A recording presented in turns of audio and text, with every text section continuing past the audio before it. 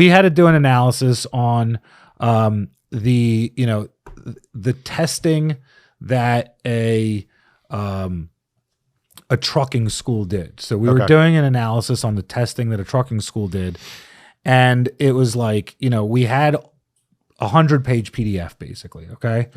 And the names in this 100-page PDF are all very immigrant type names. They're not like John Smith. They're just, just folks from other countries. Just like you could tell that they're immigrant names without like being specific about what they look like. And so we were like, hey, can you tell us if any of these people tested more than once? And can you just, lay out a chronological order of when these people tested and how many people tested? So relatively easy question, right? Sure. You have a 100-page PDF. Each page has like 5 tests on it with 5 names, right? And I want to know, A, how many total people, unique people are in this data set? Sure. And B, if they ever tested twice. Sure. Okay. And then the date on which they tested. So we fed that into it.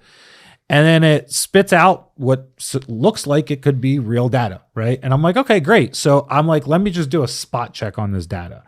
And I start doing a spot check, and I realized that it started making up names, like immigrant names, that sounded like the other names in that data set that were not in that data set. Right. So it wasn't adding like, oh, John Smith tested.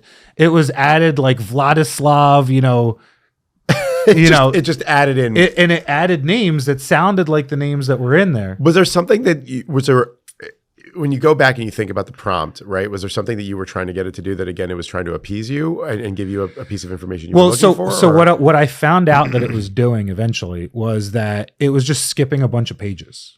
Right. And it was like, so it wasn't reviewing all 100 pages. It reviewed the first 20, and then it got lazy for 30. Then it reviewed 5 more. Then it got lazy for 30.